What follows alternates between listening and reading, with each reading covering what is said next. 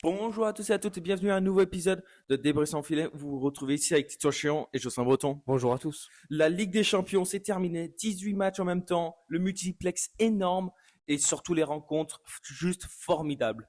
Ouais, avec tout d'abord Bodo Glimt qui pour se qualifier devait absolument s'imposer contre l'Atlético Madrid et qui l'a fait avec une victoire 2-1, aussi surprenante que sa victoire contre City, mais qui lui permet d'assurer sa qualification qui semblait inespérée à 2 journées de la fin. Après, on a d'autres clubs, surtout les clubs anglais qui, eux, ont tout fait pour assurer le top 8, tout comme Barça, car Arsenal ont gagné 3-2 face à Carrera, Liverpool ont gagné 6-0 face à Karabag. Après, on a Tottenham qui a gagné 2-0 face à Francfort et Barcelone qui a battu le Copenhague 4-1. Ouais, et ensuite on peut parler, je pense, des clubs français, Mm. avec encore, comme la dernière journée, une soirée pitoyable presque pour les clubs français, j'ai envie de dire, aucune victoire encore. Avec tout d'abord le Paris Saint-Germain qui fait match nul face à Newcastle, Et, un but partout. et le pire, c'est que dans cette rencontre, on a eu Kvaratskhelia qui est tombé au sol, blessé. C'est pas souvent avec ce joueur-là. Il simule très peu et ça s'est vu parce qu'il est sorti du match. Il a une grosse, pas une grosse, mais il a une entorse. Du coup, je pense qu'il va être absent peut-être un mois, voire plus. C'est dommage pour eux parce que c'est un joueur clé de ce club et on l'a vu dans cette rencontre. Dès qu'il est sorti, ça a beaucoup ralenti le jeu. Ouais, et donc du coup, Paris, à cause de ce mauvais résultat, qui est sorti du top 8 et qui devra passer par les barrages. Ouais, malheureusement, ça leur fait 2 matchs de plus avec un effectif déjà réduit par les blessures et tout. Et bah, juste la fatigue tout court, hein. Mais en tout cas, ils vont affronter Monaco qui, eux, s'est qualifié grâce à un 0-0 face à Juve, à la Juventus. Ouais, ouais. Parce que, voilà, ils ont bouchonné, ils savaient qu'ils avaient besoin d'un point pour vraiment assurer leur place. Et ils l'ont fait. Ouais, voilà, et on voit encore du coup Paris qui affronte Monaco. Pour moi, c'est un peu la seule faille de ce nouveau système de Ligue des Champions. Parce que j'avoue que la phase de Ligue, moi je trouve ça bien parce que comme ça les petites équipes peuvent en affronter d'autres, avoir leur chance. Mais du coup, là, on voit les faiblesses parce que ça fait 2 fois que Paris affronte un club français en barrage, Mm. alors que dans l'ancienne formule, les clubs d'un même pays ne pouvaient pas s'affronter avant les quarts de finale. Et je trouve que ça enlève un peu de l'esprit de la Coupe d'Europe. Ouais, c'est très dommage. En tout cas, moi, une autre rencontre que j'aimerais voir au barrage, c'est le club Bruges qui, eux, on va en parler vite fait, bah, qui non seulement vont affronter Atlético Madrid, mais ont éliminé indirectement, on va dire, Marseille en les battant 3-0. Ouais, Marseille, presque, j'ai envie de dire, le clown de la Ligue 1. Premier club à se faire éliminer de la phase de Ligue des Champions. Ouais, Alors que pourtant, ils avaient 96% de chance de passer. Mais ils perdent piteusement face à Bruges 3-0. Ouais, piteusement, ouais, c'est vraiment le mot à dire. Parce que franchement, ouais. c'était presque C'est honteux. ouais, c'est deux matchs d'affilée, ce qui leur enlève énormément de points à la différence de but qu'ils avaient assuré pour le coup au début, mais ils se prennent 2 fois 3-0, ça leur fait -6 et surtout le club juste derrière eux, c'était Benfica, le dernier club qui pouvait les éliminer face au Real Madrid. Du coup, je pense Marseille s'est dit tranquille. Et ben, ils n'avaient pas prévu un exploit surdimensionnel. Ouais, déjà, le Benfica qui était en train de gagner 3-2, quand vraiment à la dernière seconde du match, ils obtiennent un coup franc. Donc leur gardien qui monte, et vous voyez venir le gardien qui marque de la tête sur coup franc. 4-2 pour Benfica qui, du coup, à la différence de but, élimine l'Olympique de Marseille. Ouais, c'était un match juste fou. Dès le début, il y avait le Real qui gagnait. Après, ça rebondissait sur Benfica. Ça faisait que des échanges. Ça s'est vraiment joué jusqu'au bout. Franchement, un super match. Mais pour moi, Benfica, ils ont tellement dominé que c'était mérité de gagner tout court. Mais d'éliminer Marseille, ça, c'est même pas la faute de Benfica, même si c'est hilarant. C'est vraiment juste la faute de Marseille qui ont fait n'importe quoi dans cette Ligue des Champions. Genre, si tu fais comme Monaco, tu assures le 0-0, tu bouchonnes, tu assures le point pour être qualifié. T'as pas à dépendre sur les autres matchs et tout. Et c'est là où ils ont perdu parce qu'ils ont voulu aller attaquer, ils ont voulu marquer les buts, ils ont voulu faire le choix à l'extérieur. Ils l'ont coûté cher et ces deux, trois défenseurs, ils se prenaient contre-attaque après contre-attaque. Ça a joué mal de partout, c'était terrible. Ouais, surtout le pire, c'est qu'il leur suffisait même pas de faire un match nul. Vraiment, ils perdaient 1-0, 2-1, 2-0. Ils passaient quand même. Mais juste, ils avaient juste pas à perdre de 3 buts. Ouais, ou ils auraient juste même pas pris un but, ça aurait été beaucoup mieux parce que je pense que si tu te prends -1, genre un 0, les autres matchs peuvent varier aussi. Oui, Genre, voilà, c'est sûr. on saura jamais comment ça aurait été passé, mais je pense en faisant pas un 3-0 défaite, ça aurait été juste le début, je pense. Mais franchement, une journée pitoyable pour Marseille, il faut le dire, hein, et qui maintenant moralement ils vont être détruits, mais ça va être du coup ça va être dur maintenant en Ligue 1 et en Coupe de France parce que certes ils vont être plus reposés, mais moralement ils vont être juste détruits maintenant. C'est ce qu'on a vu l'année dernière avec Lyon-Manchester. Après cette rencontre, Lyon n'était pas pareil. Moralement, c'était pas pareil. Ouais, et d'ailleurs, du coup, la rencontre qui a éliminé Marseille, on va dire, le Real contre Benfica, qui sera une rencontre à l'affiche des barrages, vu que le Real Ridicule. n'a pas réussi à être dans les 8 premiers. Ouais, ça encore une fois, c'est ridicule. Franchement, Benfica, ils ont réussi un exploit 4 buts à 2. Certes, il y a eu 2 cartes rouges, mais à toute fin, on s'en fout. Mais genre, oh, c'est dur. Parce que certes, José Mourinho, c'est pour moi le coach qui est capable de faire des exploits avec des petits clubs contre les gros clubs, mais même, genre, 2 rencontres, parce qu'il y a aller et retour, c'est dur. C'est très Ouais, dur. surtout, ce qui est peut-être moins drôle aussi, c'est que, enfin, pareil, avec le système, disons, plus classique de phase de groupe avant, Mm.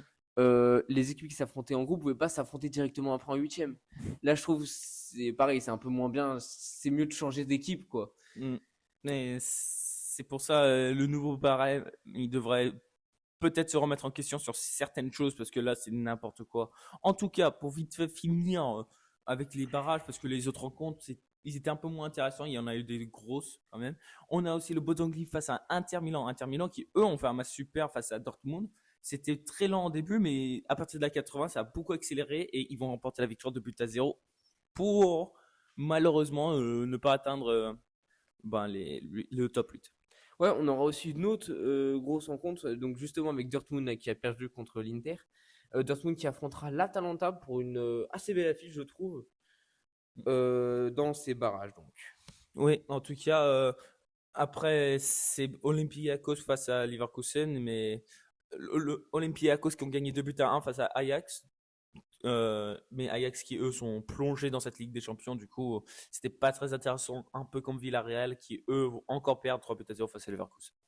Ouais, et dans les autres affiches, donc on pourra avoir Newcastle, donc qui a fait match nul contre le PSG, jouer contre le club de Karabakh qui a réussi Mm. l'exploit de se qualifier, parce que pour eux c'est vraiment un exploit. Surtout Leur quand, tu, échelle. surtout quand tu te prends 6-0 dans Oui, un voilà, match, surtout. comparé à Marseille qui s'en prend en 2 matchs. Mais bon, c'est super pour Karabakh, moi je trouve. Franchement, c'est pas mal. Ouais. C'est juste dur maintenant pour les clubs, pour les Français, parce que certes, qu'on aime Marseille ou pas, certes on en reparle encore, mais qu'on aime Marseille ou pas, c'est chiant juste pour les points UEFA. Oui, ne serait-ce que pour les points UEFA, c'est vrai. Parce que même si on a sécurisé, on va dire, cette cinquième place qui permet d'avoir 4 places potentielles si le quatrième club passe les barrages en Europe, c'est vrai que toujours, ce qui serait bien, c'est de se rapprocher aussi du top 4 qui a été assez loin pour la France ces Ouais. dernières années et qu'on se rapproche un petit peu. Et c'est vrai que comme ça, ces éliminations de Marseille et de Nice aussi, qu'on sait depuis longtemps, c'est chiant, quoi. Mm. Faut le dire. Parce qu'en plus, les clubs allemands et l'Italie, ils ralentissent pas. Ça se voit. Et du coup, pour les rattraper, il faut vraiment, vraiment faire un effort. Et malheureusement, quand on fait des rencontres comme ça, quand on a des clubs français qui s'éliminent entre eux, quand on a des rencontres francophones et tout, c'est désagréable. Et malheureusement, Marseille, eux, ils ont même pas la capacité d'éliminer un club français parce qu'ils s'éliminent eux-mêmes. Ouais. Voilà. Donc du coup aussi rapidement pour dire les équipes qui sont qualifiées directement en huitième de finale de Ligue des Ouais. Champions. Donc Arsenal a réussi presque c'est l'exploit j'ai envie de dire de faire le 8 sur 8 de pas perdre un seul match. C'est presque un exploit parce qu'on voit quand on voit toutes les équipes qui doivent affronter. Ouais. Derrière le Bayern finit deuxième suivi par Liverpool, Tottenham, le Barça, Chelsea, le Sporting Portugal et enfin Manchester City qui complète ce top 8. Alors, je suis impressionné par les 3 clubs qui ne sont pas anglais. Parce que oui, 5 clubs anglais dans le top 8, ça fait peur. Ça fait très peur pour ce championnat qui est juste surpuissant, riche. Rien d'autre à dire. Ouais, qui Parce monte que... toujours à travers ce top 8. Même la semaine dernière, je crois que c'était un peu la même chose. Mm. Que bah c'est bel et bien le championnat, vraiment le championnat avec le plus de densité au monde. Et oui, malheureusement, c'est le cas en Champions League. En tout cas, en Europa League, c'est pas du tout pareil pour le classement. car il y a seulement un club anglais. Et cela est Aston Villa en deuxième position. Après un match plutôt bien, j'ai envie de dire, dans leur part face. Au Salzbourg, Ouais, au club de Salzbourg. Victoire du coup 3-2 dans un très beau match ouais. d'Aston Villa. Bah, une remontada, quoi. Ouais, Ils perdaient voilà. 2-0. Et ils ont enchaîné pour faire une course pour la première place, sauf qu'elle sera maintenue par l'Olympique Lyonnais, le club français, qui eux ont fait un exploit, j'ai envie de dire, parce que vu la compo qu'ils avaient affichée, ils ont gagné face au PAOK 4-2 avec un carton rouge du côté PAOK qui les a pas du tout aidés, juste après la mi-temps. Mais bon, en tout cas, c'était une affiche, j'ai envie de dire, hilarante côté Lyon, parce il y avait Tolisso absent et plein d'autres stars. Mais du coup, en attaque, le plus vieux, c'était Karbek avec 21 ans, car le reste, c'était que de l'académie. 17 ans, Humbert, 18 ans, Mera et 20 ans, Morera à gauche. C'était hilarant, on va dire. Ouais, c'est ça, c'est vraiment t'as dit un exploit, j'irai pas jusque-là parce que le PAOK, c'est pas Ben, non plus un très gros club, surtout quand on ça va, connaît hein. quand même la formation de Lyon. Mais c'est vrai que c'est une très grosse victoire parce que Lyon c'était vraiment une équipe B pour le coup. Là, Ouais. c'est même pas A prime, c'était B voire peut-être B prime, je sais Non, pas. non, parce que Peut-être la pas non défense plus, a été mais sûre. Ouais. oui, mais voilà. Mais c'est vrai que ça montre aussi beaucoup du centre de formation de Lyon et beaucoup pour Ouais. l'avenir de Lyon parce que quand on voit 4 buteurs, dont le plus vieux a 21 ans, c'est vrai que ça fait peur. Ouais, surtout, il y a eu plein de remplaçants, car on sait, Hendrick, il n'est pas encore assuré pour l'Europa League, mais il est censé venir maintenant pour les phases éliminatoires. Et aussi, il y aura peut-être le retour de Malik Fofana et de Ernest Nuama dans l'attaque. Du coup, ça va faire très mal. Non seulement en Europa League, mais en Ligue 1 aussi.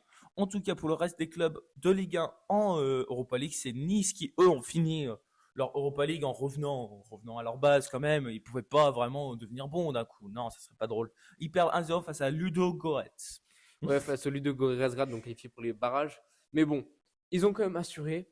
Ils se sont dit, pour pas que ce soit trop la honte, on met une équipe B. Voilà, comme ça, Ouais. on a une petite excuse. Mais voilà, sinon, la performance, disons, plus importante, parce que c'est les seuls qui n'étaient pas vraiment sûrs de revenir en Ligue Europa, c'est Lille donc, qui a réussi à se qualifier en jouant et en gagnant contre le club allemand de Fribourg. Et oui, parce que s'ils perdaient d'un certain nombre de buts, ils pouvaient être éliminés un peu comme Marseille, mais ils ont assuré avec un but très très tard de Olivier Giroud sur un péno. Du coup, ça fait du bien à Lille parce que on sait qu'ils sont en mauvaise forme en ce moment, mais ils ont pu, ils ont pu jouer quand ça comptait. Un peu comme Porto qui eux vont gagner 3-1 aussi face à Rangers, la rencontre de la soirée, pour assurer la place dans le top 8 pour Porto. Ouais, aussi d'autres matchs, disons, un peu plus importants, peut-être le Pana qui jouait, enfin, un peu plus, avec des équipes importantes, le Pana qui jouait contre la Roma et qui a fait un but partout face à cette équipe. Et le dernier club anglais dans cette Europa League, c'est les Forest qui, eux, vont faire 4-0 face à Varos. Et franchement, c'est impressionnant encore une fois parce que dès les barrages maintenant, parce qu'on peut maintenant commencer à dire les barrages, Forest va affronter Fenerbahçe. Ouais, ce sera sûrement la plus grosse affiche de ces barrages parce que Fenerbahçe, quand même, c'est vraiment l'un des plus gros clubs de Turquie. Et Bon, avec, le plus gros, toi. voire, il y a Le. aussi Galatasaray, mais ça dépend. Wow. Ouais, c'est Mais vrai. oui, disons vraiment un gros club avec en plus qui ont recruté quelques gros joueurs ces derniers temps. Mm. Et puis Nottingham, voilà, une équipe de première ligue, toujours ça offre du bon niveau. Mais aussi, du coup, on aura Lille, donc qualifié en barrage, qui jouera contre l'Étoile Rouge de Belgrade pour essayer de se qualifier en huitième. Et en cas de qualification de Lille, ils Mm. pourraient retrouver directement, dès les huitièmes, l'autre club français qualifié, l'Olympique Lyonnais. C'est pour moi une défaite dans tous les cas pour Lille s'ils gagnent parce qu'ils soit ils affrontent un club français, soit ils affrontent Aston Villa qui eux sont dans une course pour la première place en première ligue et qui sont deuxième d'Europa League. C'est deux gros clubs malheureusement pour Lille à affronter en cas de qualification, mais malheureusement tu dois faire face aux grosses équipes pour aller jusqu'au bout. Une fois que le plus dur soit fait, le plus simple arrivera, mais ça va être très dur pour eux en tout cas. Oui, ensuite, on a du coup Bologne qui affrontera le club norvégien de Brann, alors que le club allemand de Stuttgart jouera contre les Celtic Glasgow. Ouais, et les deux, bah, si tu reprends la rencontre de Bologne et celle de du coup Dynamo face à Gent, le vainqueur va soit jouer Roma, soit ils vont jouer Freiburg. Ouais, alors que du coup, les autres équipes qui risquent d'affronter soit Lyon, soit Aston Villa, ce sont le Celta Vigo et le PAOK Salonique, justement, qui a affronté Lyon Mm. sur ces dernières journées. Donc, les deux équipes qui vont s'affronter, du coup, pour les barrages. Ouais, en tout cas, ces deux Europa League et les deux coupes européennes ont terminé, on va dire, leur système de barrage, on va dire. Ouais, et donc oui, ils ont terminé leur phase de groupe. Donc, on attend les barrages qui se joueront dans 2 semaines, mais on peut du coup passer du côté de la Ligue 1 qui s'est joué ce week-end avec en ouverture le Paris Saint-Germain qui jouait face à Auxerre et qui s'est imposé sur la plus petite démarche 1-0. Ouais, c'est très très dommage pour Auxerre parce que je trouve qu'ils ont vraiment fait une belle rencontre. Et ils perdent d'une manière, j'ai envie de dire ridicule. Sur un corner, il me semble, où il y a même une faute non, oui, de Barcola. C'est dommage parce que Auxerre, ils sont bons que face aux gros clubs. S'ils jouent comme ça face aux petits clubs, ils vont être beaucoup plus haut dans le classement. Mais c'est dommage pour eux. En tout cas, après, on a eu un petit derby des Bretons, hein, Lorient face à Rennes, où Lorient s'est imposé de but à 0 parce que malgré les nouvelles recrues de Rennes, malgré le nouveau coach, ils sont quand même nuls.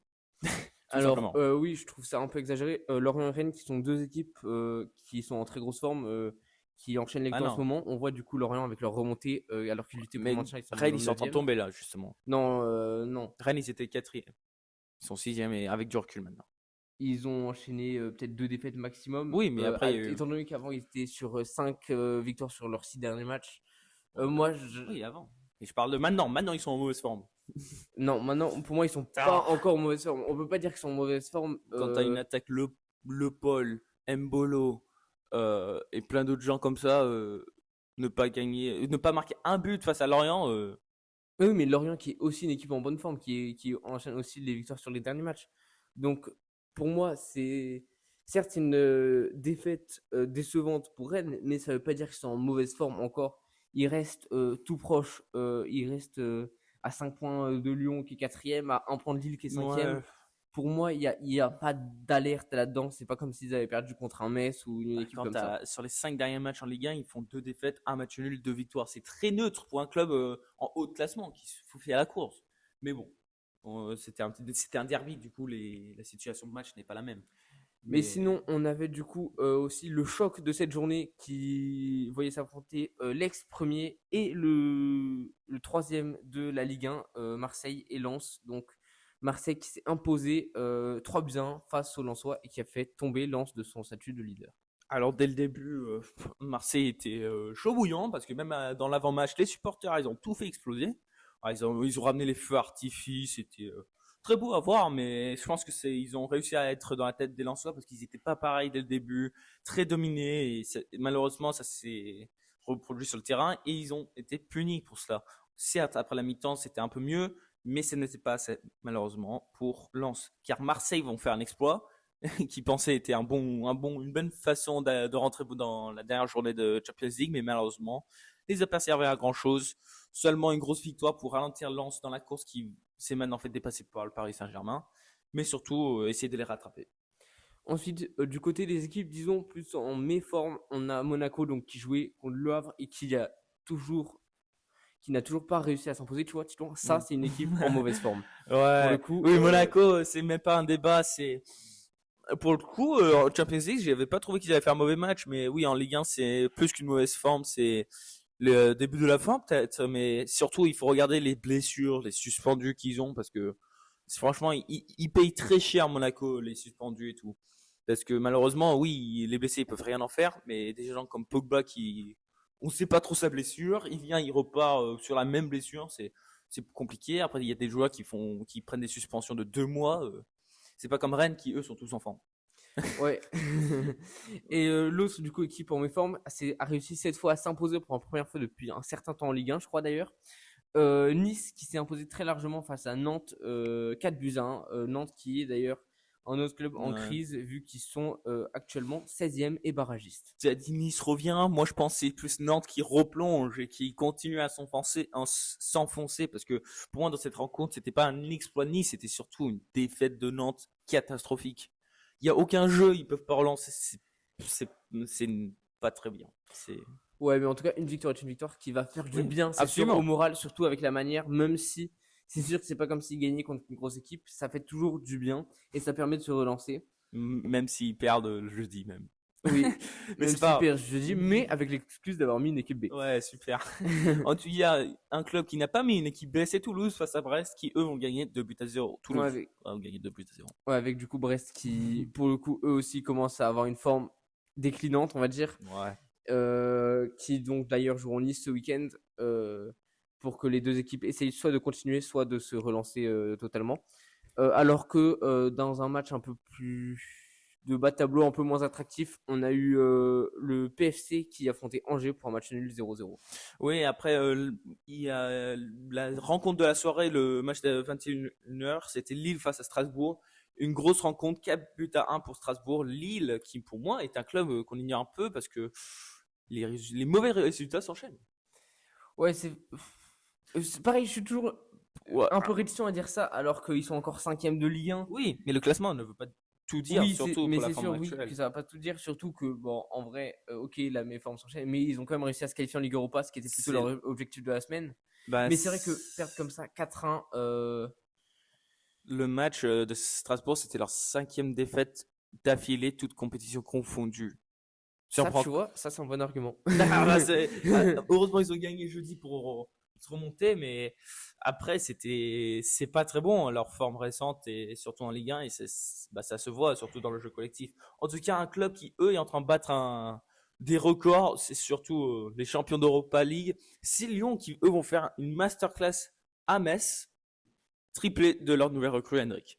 Ouais, avec du coup une victoire 5-2 de l'Olympique Lyonnais, en très bonne forme, 7 victoires ou 9, 8, 9 maintenant, 9, après le match de jeudi. toutes compétitions confondues, oui, ça doit être 7 en Ligue 1 alors. Oui, Par là, mais du avec coup, la ouais, Coupe de France, très ouais. grosse série de victoires pour l'Olympique Lyonnais. Leur dernière défaite remonte à très longtemps face à Lorient. Ouais. Euh, C'est le début d'une nouvelle ère pour eux maintenant. Ils sont en très bonne forme. Ils sont le seul club dans le top 5 des championnats avec toute compétition confondue à faire 9 victoires d'affilée, ce qui est juste impressionnant. Et beaucoup de gens qui ne suivent pas trop le foot vont dire que c'est grâce à Hendrik et tout. Hendrik a seulement joué 3 matchs. oui, c'est sûr, on peut pas du tout mettre tout ça sur Hendrik. Certes, il a largement contribué à ses victoires en Ligue 1, Mm. mais il faut pas oublier qu'en Ligue Europa, il n'était pas là puisqu'il n'est pas encore inscrit sur les listes. Il pourrait être inscrit pour les barrages vu que Mm. les clubs vont pouvoir changer leur liste, mais il est toujours pas inscrit sur la liste à l'heure actuelle, donc les 2 derniers matchs, il les a pas joués. Pareil, avant son arrivée, il n'y était pas là. Ouais, vraiment. Donc ils ont quand même enchaîné aussi 3-4 succès sans lui. Et s'ils sont 4e, alors que Hendrik a joué que 3 matchs, c'est pas grâce à Hendrik, c'est aussi grâce à Lyon qui a fait une très belle performance dans l'ensemble depuis le début de la saison. Oui, et surtout un truc que Lyon doit se dire, c'est que ils sont en super forme et leur joueur qui est à eux, parce qu'on va pas considérer Hendrik comme à eux puisque c'est un prêt, blablabla. Bref, le joueur qui vaut le plus en valeur marchande est toujours blessé depuis quelques mois et ils sont en super forme. Du coup, imaginez leur forme encore meilleure avec Fofana de retour et peut-être aussi Nuama. Nuama, on sait pas encore, ça fait 1 an qu'il est blessé, du coup on sait pas s'il va être de bonne forme, mais en tout cas, Fofana, ça va leur faire encore plus de bien. Du coup, on a hâte de voir ça et si Lyon peut continuer cette belle forme ce week-end face à Lille, qui eux sont en mauvaise forme. Et on espère du coup vous revoir la semaine prochaine pour justement voir si Lyon continue sa série de victoires pour atteindre peut-être les 2 chiffres avec 10 matchs. On espère donc vous revoir la semaine prochaine sur Débrief sans filet pour débriefer de tous les matchs de la semaine. Au revoir à tous. Au revoir à tous.